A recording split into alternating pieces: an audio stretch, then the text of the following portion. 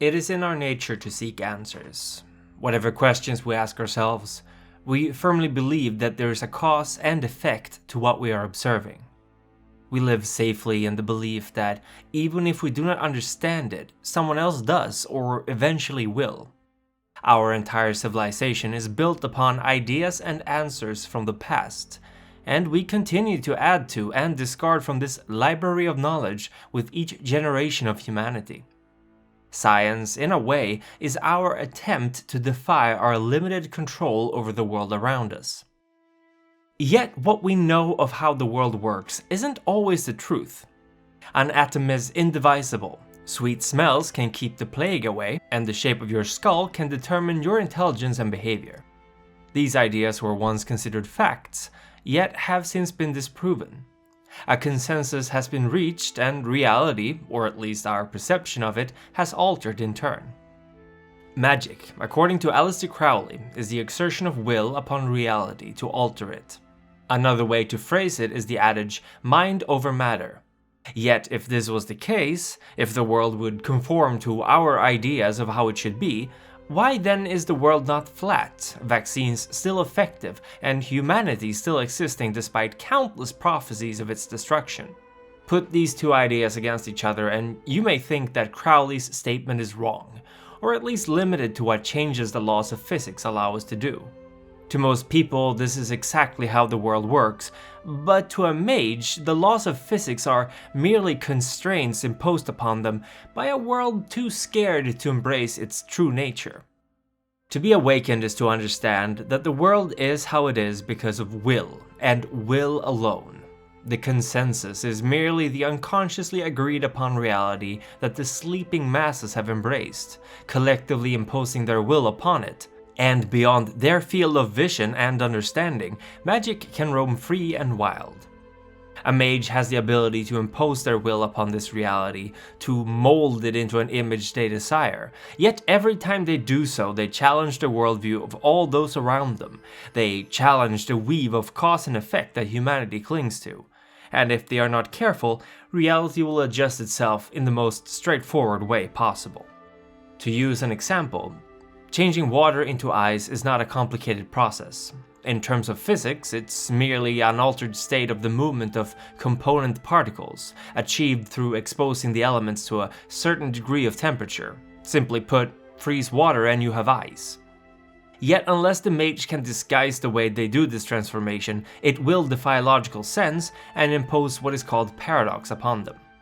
Were they to create cubes of ice out of thin air, the consensus would consider this an impossibility. Yet if they were to do the same thing in secret, or even disguise it as some manner of carefully engineered process, our collective minds would more readily accept it. This is the duality of will. Up until less than 100 years ago, the creation of gold out of lead was impossible. It was used as a symbol for the alchemist's endless pursuit of perfection. Yet today we know that it is possible through the use of nuclear transmutation. Was this the result of a mage's victory against the will of the masses, altering reality to suit their ideas? Or was this always a possibility, yet we did not know of it until now? Yes.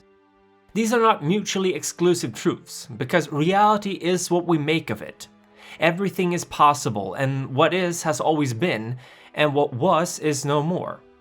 To understand the world of Mage the Awakening, these are truths you must accept.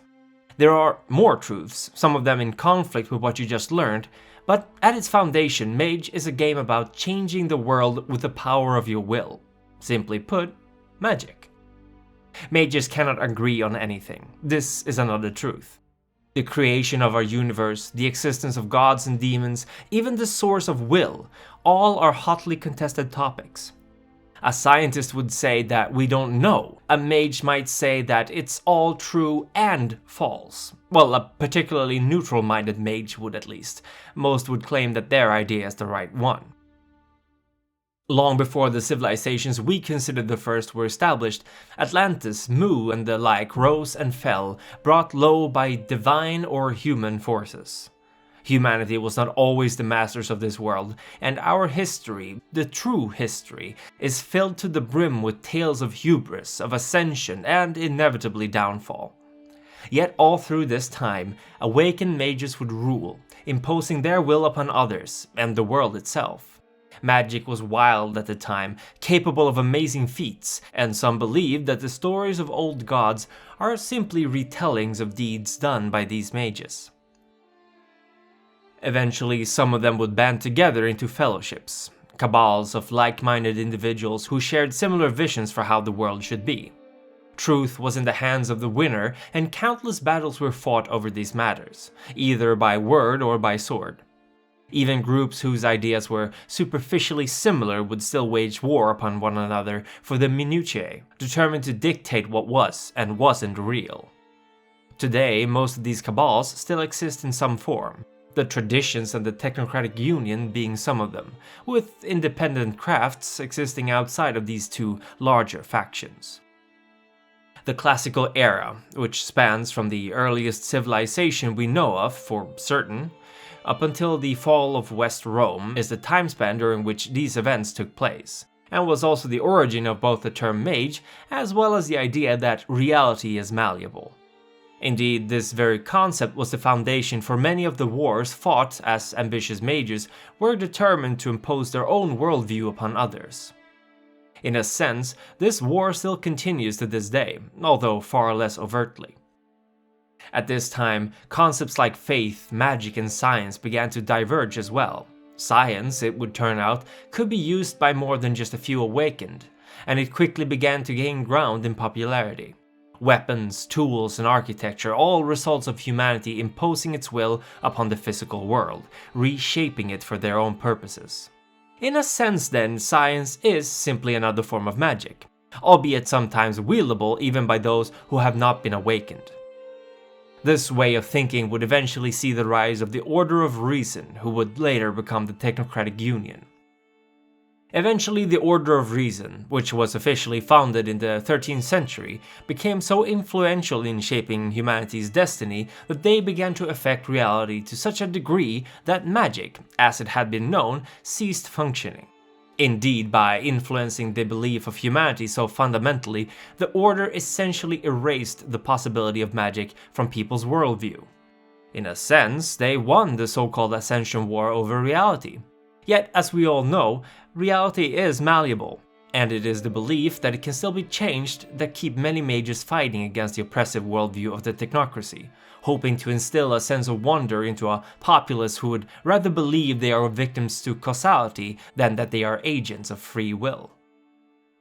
But what do they fight for? In a sense, it is both the state of things and the state of how things could be. Ascension is a term often thrown around, but no one can truly define what it means. It is the abstract pursuit of something greater than ourselves, something perfect and just, a utopia of the self where the flaws of reality have been peeled away. As you understand from what I have told you so far, not a single mage can agree over what that actually means. To be a mage, you need to have a will strong enough to break free from the mundanity of the world you live in. You must have the will to project your own ideals upon it, and this means that you must also reject the will of others. Thus the Ascension Wars. Like Prometheus who brought the fire to humanity, mages have the power to drastically alter the lives of those around them, and like any fire, it can both help and harm those who wield it. Anyone can become a mage, and it can happen at any point in your life. Certain events can trigger it, but each mage's awakening is unique, and so far no one has been able to replicate the effect. In essence, your awakening is when the world finally makes sense to you. It is an epiphany, a eureka moment where the last puzzle piece goes into place and you suddenly understand how it all fits together. Naturally, you do not become all-knowing, but it is as if your worldview was suddenly confirmed, as if that nagging suspicion at the back of your head was proven real. Some groups, like the Technocracy, look for already exceptional individuals to tutor and expose to their teachings in the hope that this might trigger their enlightenment. To cast magic, a mage studies the spheres of magic. While by its very nature magic defies categorization, The human mind requires some form of structure, focus, in order to make sense of it. Each mage has achieved a different level of enlightenment, sometimes called arete, which dictates how capable they are at affecting the world around them. Oftentimes, it is not just experience, but also preconception that limits a mage in what effects they are capable of producing. Some examples of spheres are life, the study of organic transformation and growth, entropy, which governs fate and decay, and correspondence, which manipulates the ties and distance between material things. Some mages, like for example the Technocratic Union, who by the way would never refer to themselves as mages, nor that what they are doing is magic, have different names for these spheres, often using more scientifically inclined terminology.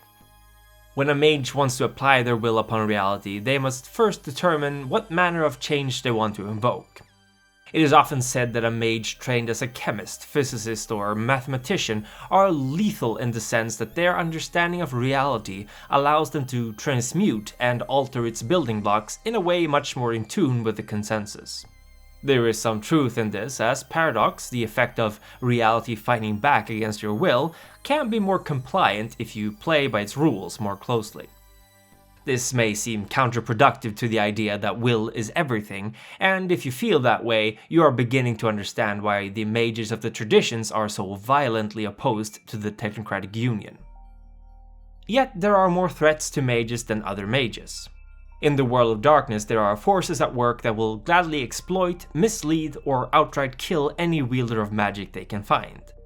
Some of these creatures are even naturally resistant to the effects of their magic, and many mages are shocked to encounter people capable of transforming into wolves or wielding magic-like powers without ever suffering the effects of paradox. Marauders are mages immune to paradox, driven to madness by the infinite probability of their powers, and they can cause untold damage to the world around them as the paradox instead turns upon their surroundings. They are tragic souls, but yet still a threat that needs to be dealt with. Even worse, however, are the Nephandi. These are mages who have succumbed to the influence of powers of entropy and evil. They have shed all humanity and compassion in order to serve demons and other evil forces of corruption. They have no desire to ascend, nor to see humanity do so, instead wishing to turn our reality into a reflection of the home from which their dark masters originate.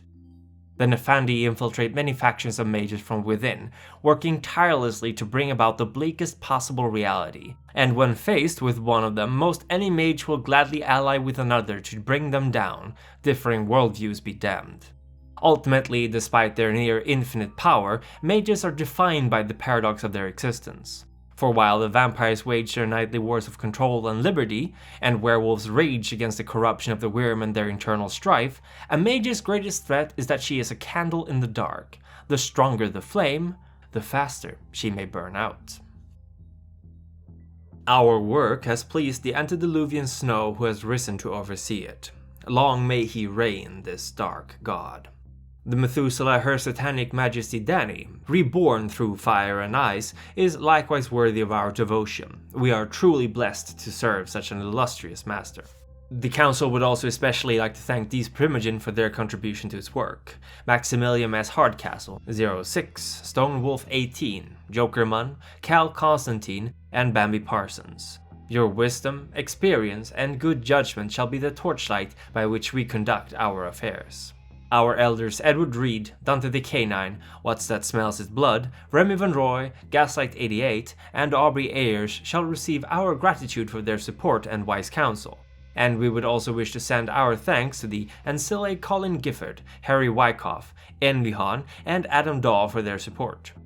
Likewise, our stalwart neonates shall, as always, receive our appreciation for their services. And thank you for watching. Reality is within your grasp. All you need is the courage to take it, and the strength to keep it.